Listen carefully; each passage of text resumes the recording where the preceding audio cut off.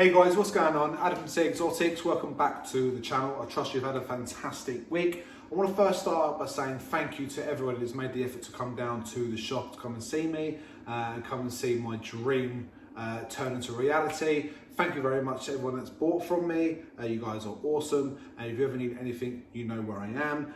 Lots of aftercare available. I'm not just one of these people that want to sell you an animal and get you out the door. You're always welcome back. If you've got any more questions, then obviously ring the shop. You can ring me personally, you can email the website, Instagram, Facebook and all that sort of fun stuff. But I also want to say a massive thank you to everyone that has come down, because without you guys, especially being in a lockdown as well, you know, it was a very uncertain time to open a business, let alone one like this. So a massive thank you to everybody that's made the effort to come down, and everyone's going to come down after Christmas. I know it's a busy time of year, it's an expensive time of year for families, so I understand that 100%. But whenever you're free, guys, it'd be fantastic to have you in the shop, show you around and show you some awesome animals. So guys, if you remember the last video, I did say we're going to do a few species specific videos. They're not going to be, you know, full care videos on the animal. I'm just going to show you each animal every so often and give you a brief description of what they are, you know, their life expectancy, their size, their basic needs. But don't rely on it as an actual care sheet type video, because it's not going to be like that. I will be doing those in the future, but I want just to let people see more of the shop, more of the animals that we have in store. Keep an eye on Facebook, Instagram, YouTube and things like that, because we have deals on all the time. At the moment we've got 10% off all raw pythons. That's mainly so I can have some room in the hatching rack in a few months time when we are expecting some more eggs. So come down and see what we've got. Something, you know, we might have something that you might need or that you might like the look of. So far this weekend's been fantastic. So many people through the doors. It's literally crazy. This shop's quite a nice size shop. This is just one half of it. Obviously behind that wall you've got another half of the shop, and it's got to the point where I've got to wait for people to move to be able to get past them. So it's fantastic, it's brilliant. Still keeping sort of social distancing in place as best as possible. We have actually asked people to wait outside so people can leave before they can come in. So we are sort of still keeping to sort of government guidelines, and everyone still has to wear a face mask unless you are exempt. So we're going to take a look today at my frilled lizard or frilled dragon. Some people call it a frilled necked lizard, some people call it a frilled lizard, lots of names for it. I call it a frilled lizard or frilled agama, some people call it. So we'll take a look at the female that we got in store now. Of course she is available, so if you like the look of her, give me a call, give me a message, ask for some more pictures, for more information. I'll be happy to oblige. So let's take a look at her. So guys, you might be thinking or asking yourself, what do I need to set one of these guys up? It's quite simple. We keep ours in these boral vivariums, and they are 2 foot long, they're 3 foot high, and they're 1 foot deep. Obviously they need the height more than sort of ground space. Heating wise, they do like it hot, guys. They like about 100 degrees Fahrenheit on their hot spot, and that sort of allows the rest of the vivarium, or at least halfway around to here, to get about sort of 80 degrees. Obviously a bit colder the further you go down. And the sort of same with UV. You think being natural sort of baskers, especially in Australia and places like that, where it is hot, you think they need a really high sort of output of UV. They don't. Obviously they get a lot of their, they get a lot of coverage from the trees and from the leaves. So they don't get exposed to as much as say a bearded dragon would. So a 10% bowl would be perfect.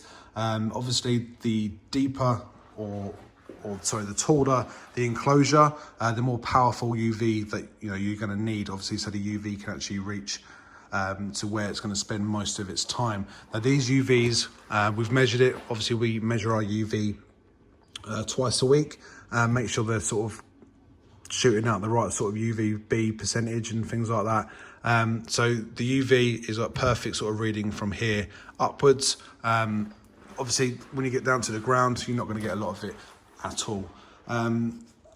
That's pretty much it, guys. Really simple to sort of set up. A nice large water bowl. She's made that dirty, as you can see, so that'll be cleaned in the morning. It's currently after closing today on a Sunday afternoon, so the shop's actually shut.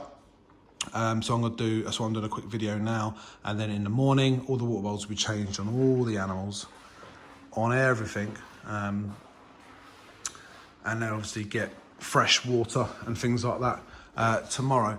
So yeah, that's basically it, guys. Really, really simple. Like I say, this isn't an in-depth care sheet or anything like that. This is just a basic sort of look at what sort of equipment you'll need and things like that. Absolutely fantastic pet. So if you do, or if you are looking for something like this, you know, they're absolutely fantastic. They really, really are. Obviously you can find more information online, more detailed sort of care. Like I said, this is just a quick sort of insight into what we provide them here to make them happy and healthy.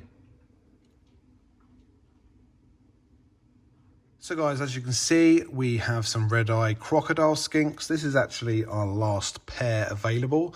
These have proved very, very popular. This one is the male. I know that because he has a slightly larger head than the female, and he has little white paws on his back feet. Also, his sort of belly button scales around his belly button area are larger than the females. So quite easy to tell apart. Oh, just jumped in his water. Come on, sweetheart.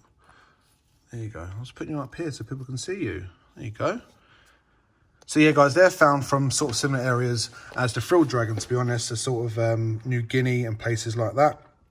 Indonesia, Southeast Asia, that sort of place.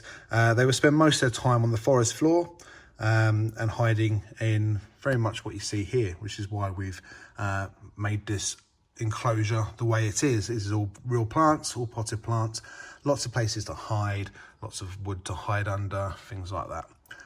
So they're doing really well in there. Heating wise, guys, this is a bit of a sore subject for most people regarding these animals. But you know, a 32-degree hotspot is recommended, although they do prefer it on the cooler side. So they will spend most of their time away from the hotspot and actually in the cooler parts of the enclosure. Now, the way we heat these is just with a heat mat on the back of the glass. You can see it there. Excuse the mess of glass. I have got to clean that in the next day or so.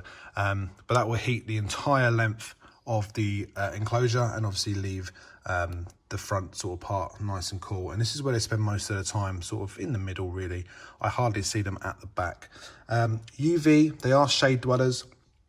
Obviously they won't get exposed to massive amounts of UV living on the forest floor. So a 6% bulb is sort of recommended. 6% T5 shade dweller is the best sort of thing to have, in my opinion. And around 32-degree hotspot. Humidity levels are quite high, you know, 70 to 90% is what we aim for here. And they seem to be doing really well. They're feeding, you can see them out hunting. When the lights go off and we actually stand here and watch them, you see them come out and hunt, which is fantastic. So this is our last pair, guys. The female is there somewhere. Let's see if we can find the female, just so we can see them. There's a female on the left. It took us a while to find her, but we found her in the end. They're posing really well, actually. They're not trying to run away. So that is the male on the right and the female on the left. These are our last pair available. Come here, sweetheart. Come here, darling. There you go. Absolutely stunning animals, right? Absolutely stunning. And they're not as skitty as some people think. They're happy to, well, whether they're happy to be handled is a question, but, you know, they're not sort of flipping out. They're not stressing out. They are sort of sitting there, posing for the camera, really. Lifespan is probably around 7 to 10 years, around that sort of mark. You know, some have lived a little bit longer, so I've read. How true that is, I don't know. But yeah, fantastic animals, guys. So be quick if you do want a pair of red-eye croc skinks, because this is the last pair I've got and the last pair I can get my hands on for a while. So there we go, red-eye croc skinks. So guys, there we go. A quick look at the frilled dragon and a quick bonus look at the red-eye croc skinks. Absolutely fantastic, right? One of my favourite animals to look after here at the shop, but been so popular. Which is a great thing, but a bad thing, because I want to keep them, because they're absolutely awesome. One of my favourite animals for sure. So guys, thank you very much for watching today's video. I will be doing more videos coming up, showcasing some more animals. And the next video is going to be an update on the ball pythons, or the raw pythons, however you want to say it. Showing you how my breeding's coming on, show you some locks and show you some bits and bobs that I'm doing there, some holdback stuff and stuff that I'm pairing and things like that. So, you know, I haven't come away from doing the ball pythons. or the Royal Pythons, but I've just got so much to show. I just want to show you everything. So bear with me. If you guys don't like these sort of videos with the other animals, I do apologise. Like I say, I'm not coming away from doing the Royals. It's just I want to take a little tiny break from doing much filming for them because I've covered so much in previous videos. And obviously while this is still fresh and still new, I do want to show these animals off.